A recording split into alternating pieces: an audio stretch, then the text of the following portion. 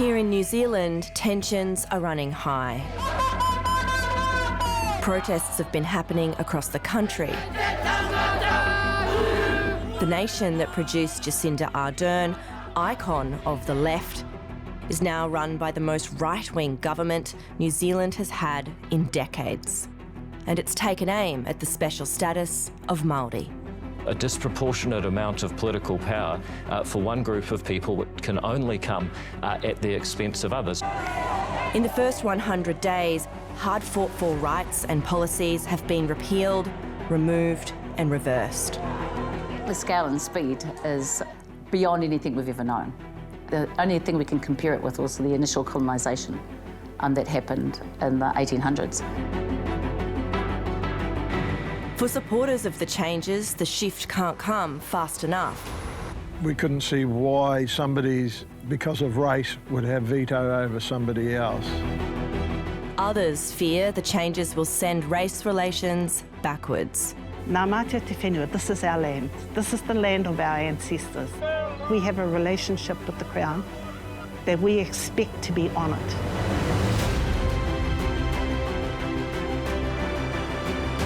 We've been dealing with these issues in a bipartisan way. If it was to fail, I think that the country would go backwards. It would be a great tragedy. And it's leading to a confronting conversation. We need to resolve once and for all what kind of country we want to be. So I've come here to figure out where that shift came from and to understand the forces and the groups behind it and their plans for the future.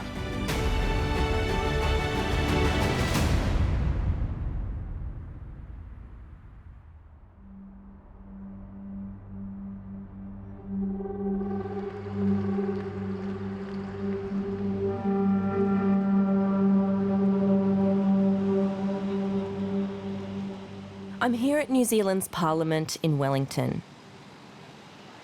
It's the start of a sitting week.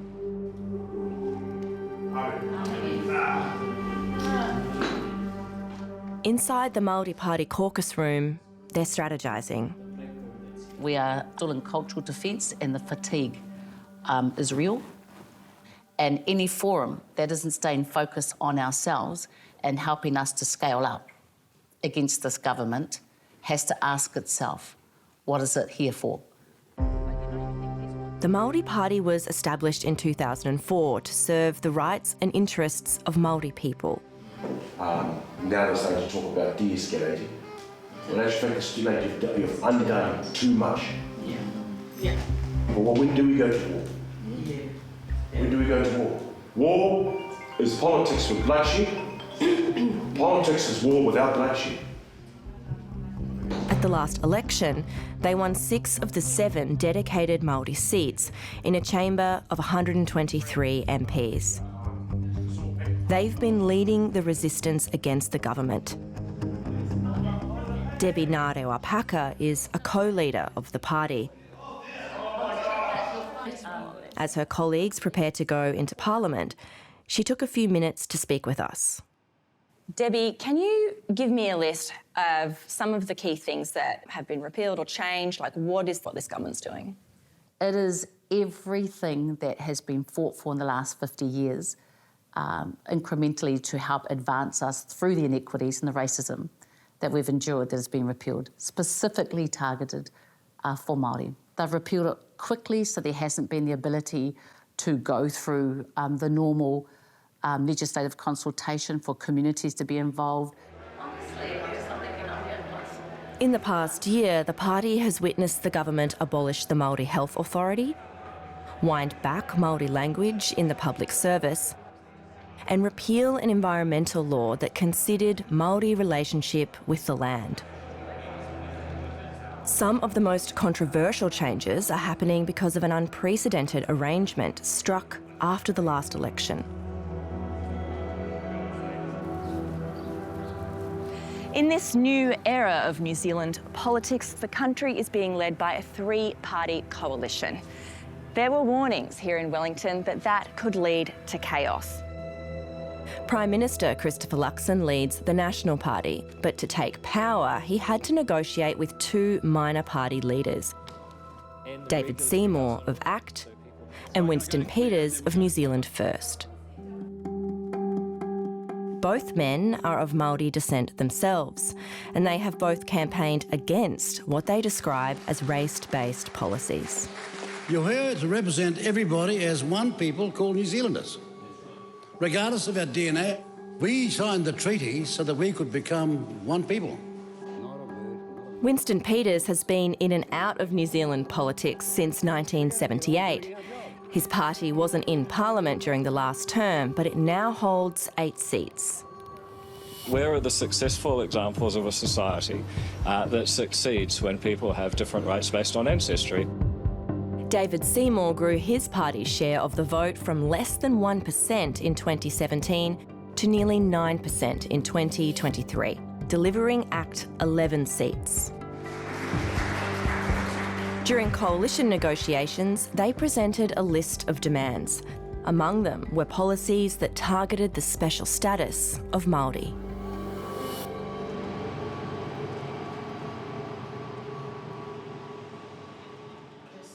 One government critic is new Māori Party MP Hana-Rawhiti Maipi-Clarke. At just 22 years old, she's speaking to a younger generation.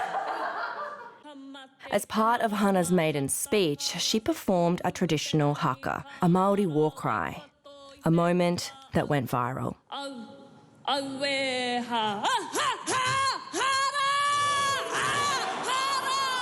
She's also fought back at Winston Peters. And you are not the youngest member of Parliament, you never were, so stop showing off.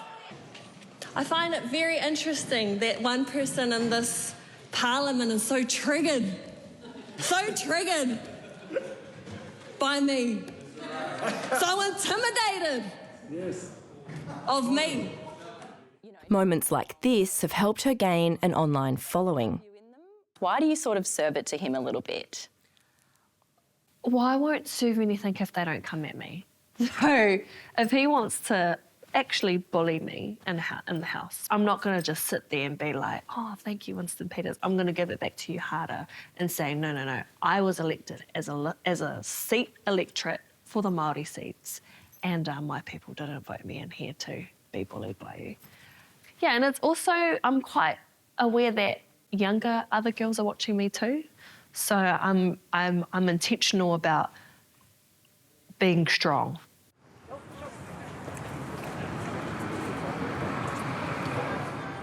Outside, the largest Māori tribe in the country, Ngāpuhi, has arrived.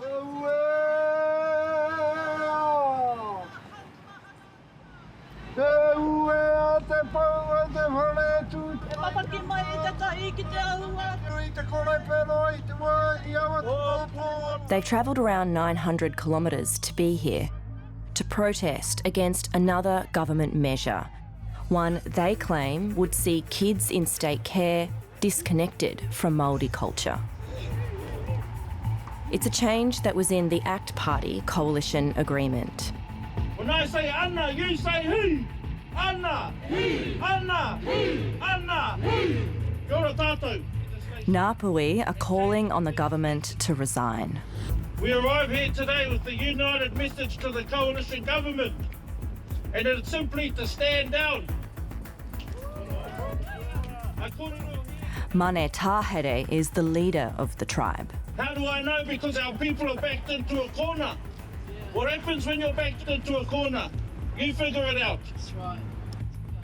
Our people are hoha and sick of attack after attack on Ngāpuhi, iwi Māori. If you don't stop, we'll stop you.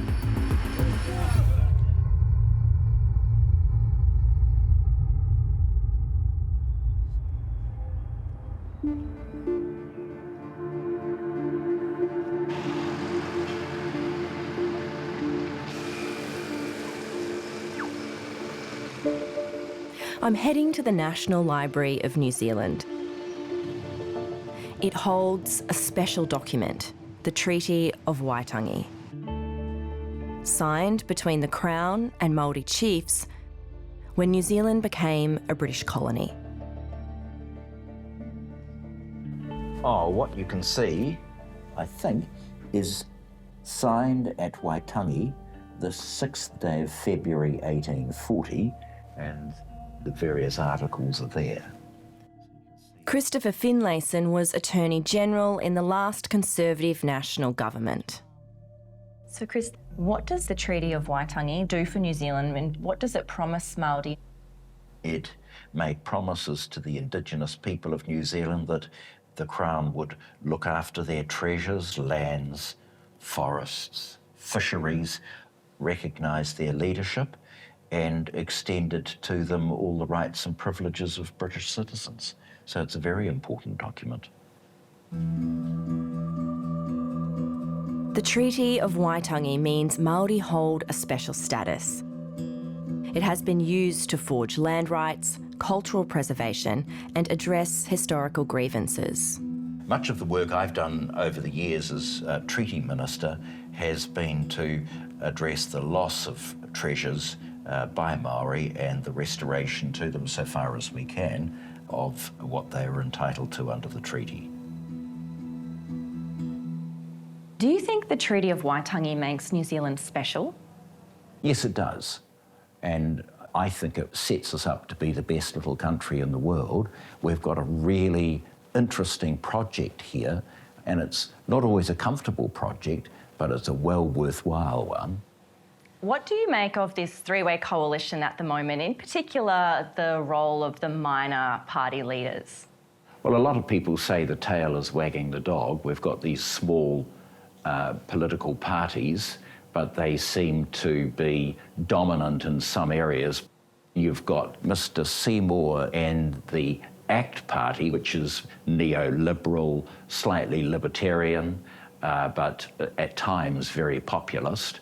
And New Zealand First, Mr. Peters, has better survival techniques than Rasputin. He just has an uncanny ability to scrape together about 5%.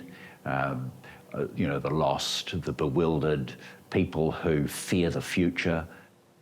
So when you've got the two small populist right-wing parties making certain comments about the relationship between the Crown and Māori, it cannot be particularly easy for Christopher Luxon.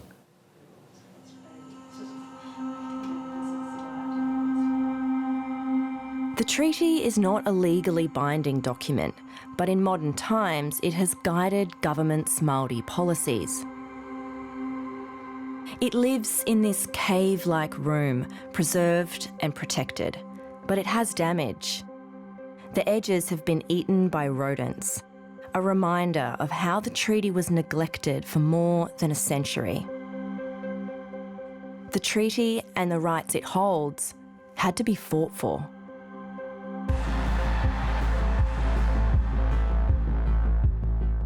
In the 1970s, there was a Māori political awakening, led by Ngā Tamatoa, known as the Young Warriors.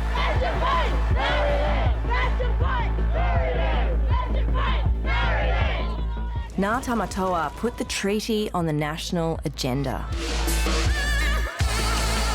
Since the signing of that treaty 150 years ago, I want to remind our partner that you have marginalized us. You have not honored the treaty.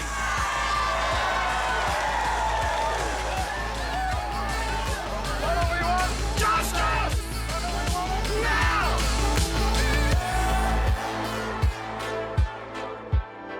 The activism was successful.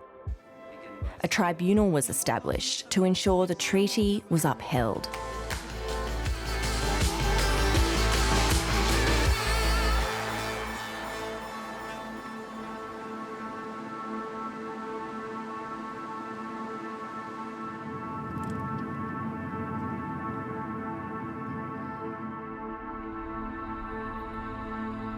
After a day on the road, I've arrived at the Bay of Islands in New Zealand's north.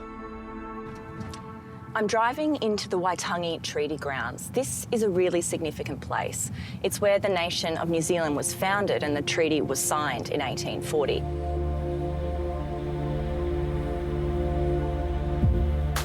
I'm here to meet with 3 members of Ngā Tamatoa, Briar, Liz and Josie. Hello. Nice to meet you. Hi. Liz's great-grandfather was one of the signatories of the treaty. The significance of it is that they signed the Māori version of the treaty, and it varies from the English version, especially around the word sovereignty. A lot of the angst since then has been around the wording of the treaty and what it actually meant. But Māori never believed they ceded sovereignty, and yet that's reflected in the English version of the treaty. These former warriors never truly dropped their guard, but they're shocked the fight feels like it's starting all over again. What do you think about the changes that are happening now? We can't believe that they would go backwards. Backwards 50 years. We have a relationship with the Crown that we expect to be honoured, expect to be consulted on things, especially in our own land and on our own whenua. Now, when that is undermined, you should expect us to respond to that. 50 years later, the Ngā Tamatoa message is the same. Nā mātua te whenua, this is our land. This is the land of our ancestors. And of course, we invited other people in, and we are still inviting people in. But we would like those people to treat with us, to engage with us, and not to ignore us and think that there is only one partner to the treaty, and that is the Crown. We're also partners to that treaty.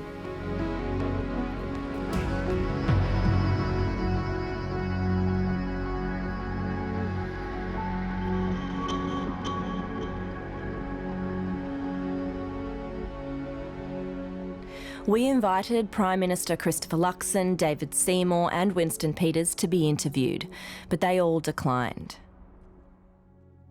The Prime Minister defends his government's approach. You couldn't say to me that the last 6 years under the previous government have been a tremendous success for Māori. Go look at the economic outcomes, go look at the housing outcomes, the education outcomes, the health outcomes, the investment outcomes. They've been very, very poor. And so that's the engagement that we want to have as a government, is actually we want to genuinely get things done. I know we keep talking about it, but I'm telling you that's the thing that makes the difference.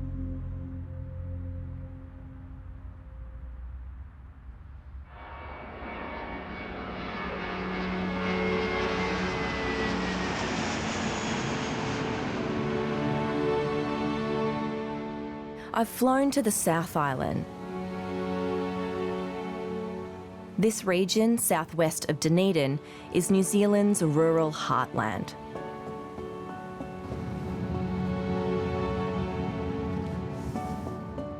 Voters in this area threw their support behind the parties in government today. I'm on my way to meet one of them.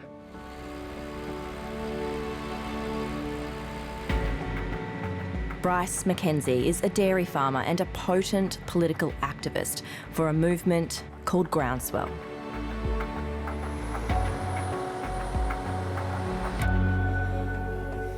Hi, Bryce. Hi, how are you? Good, how are you? I'm good, thank you. Nice to meet you. Good to meet you too. This is a beautiful spot. You like it? Yeah, absolutely. Great view, isn't it? Yeah. Are these all your paddocks? Yes, Down these to are the all road? Yeah, down to the river down here. Right. And then all the rest right away up the hill here. For his entire life, Bryce has worked this patch of land. It's about 75 years that our family's owned this block of land. And it's as much a part of my life as anything can be. I mean, it's something that's very dear to me. Bryce, what did you think of Jacinda Ardern and her government? Jacinda Ardern is a really polarising character. You either loved her or hated her. I guess it depended what you thought was important to you. As it happened, we thought that the things that she was trying to do to the rural and agricultural industry were wrong. So therefore we certainly saw her in a bad light. Jacinda Ardern's Labor government passed a series of laws that meant decisions on resources like water would be made by the two treaty partners, the Crown and Māori. We couldn't see why somebody's, because of race, would have veto over somebody else. Doesn't mean that we can't do anything on our land without being signed off by Māori. Do we have to get a licence to farm from Māori, even though we consider we own the land?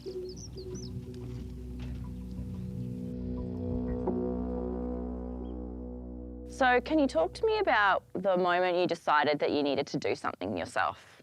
I wasn't really that good with social media, but I decided to write a Facebook post, and it went viral.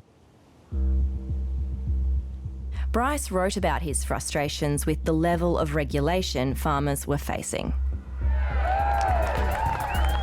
He hit a nerve. Soon he was setting up groundswell. Make sure you check the website. And organising major protests across the country. We drove tractors from one end of New Zealand to the other before the election. No food!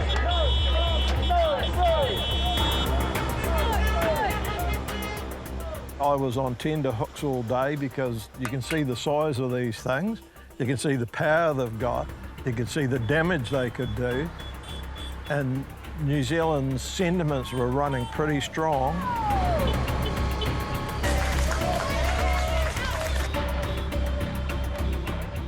David Seymour helped spread their message.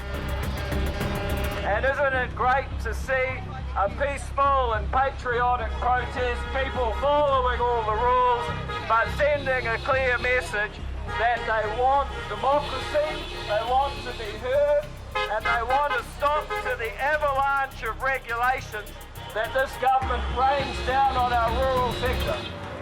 Thank you very much to the organisers of the Mother of All protests. David Seymour and the ACT Party, what do you like that he's doing? Even in the racial area, he's questioning, which in the past nobody was allowed to question. So if he's asking questions, then we're probably going to get more answers than what we've had up till now. The current government has undone some of the Ardern policies that worried Bryce. It's good to have had a change, and I think we're seeing that the minor parties are starting to influence New Zealand politics more and more. I think that's a good thing.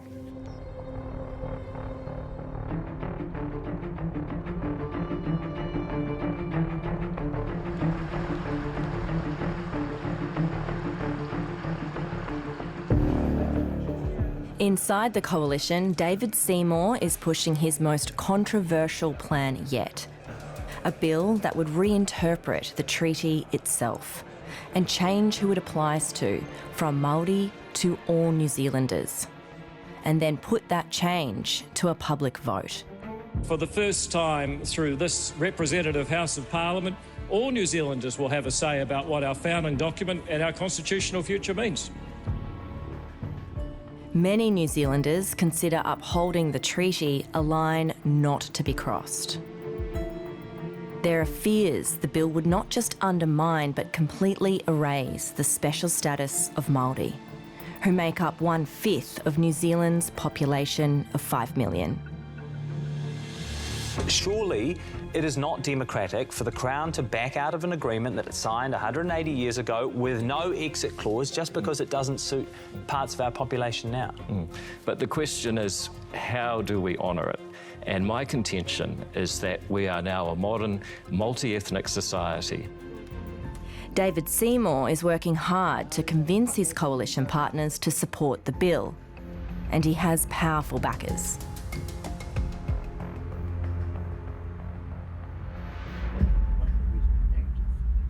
Don Brash was a National Party opposition leader before going on to lead the ACT Party.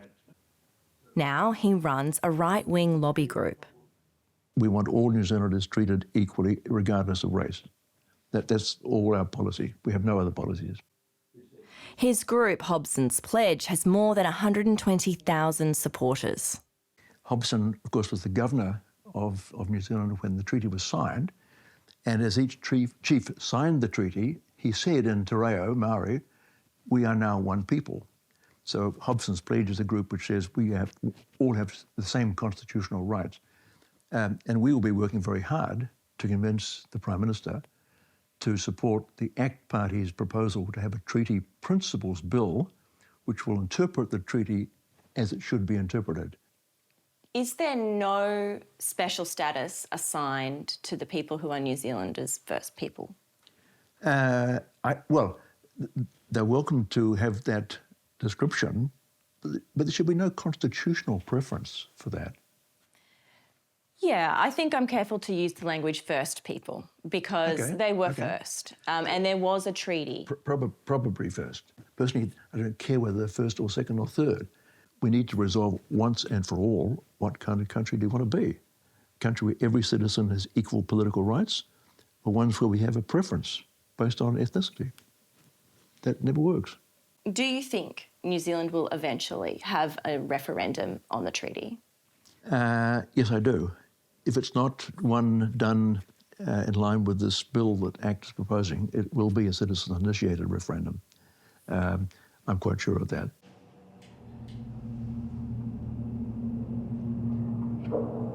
Telling the New Zealand public this is a fight for equal rights has the potential to be very powerful. But Christopher Finlayson says that message is misleading. The treaty is between the Crown and Māori. Where David Seymour, I think, has gone wrong is he thinks it is an agreement between races, and that's fundamentally wrong. A referendum would bring all the crazies out of the woodwork, and it would be very, very divisive. And I think that that would be the worst of all worlds.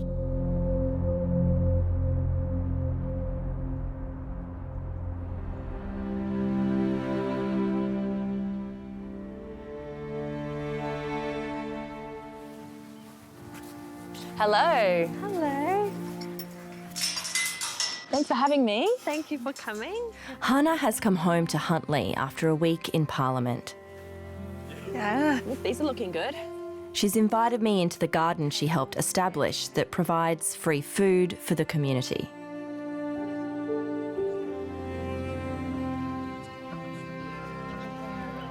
Is this place a bit of a sanctuary from what you experience in Parliament? Coming here is a completely different world compared to being, I guess, a Māori woman in politics, let alone a young Māori woman in politics.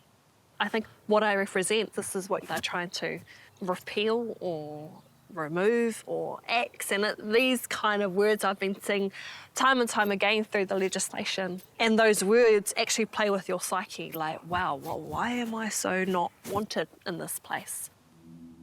Hana's been on the front line since the day she arrived in Parliament, and she's fearful the next battle over the treaty will be the worst. Treaty Principles Bill is a whole nother game. Honestly, it's gonna cause riots. But just as those who back the bill have plans for the future, so too do Māori.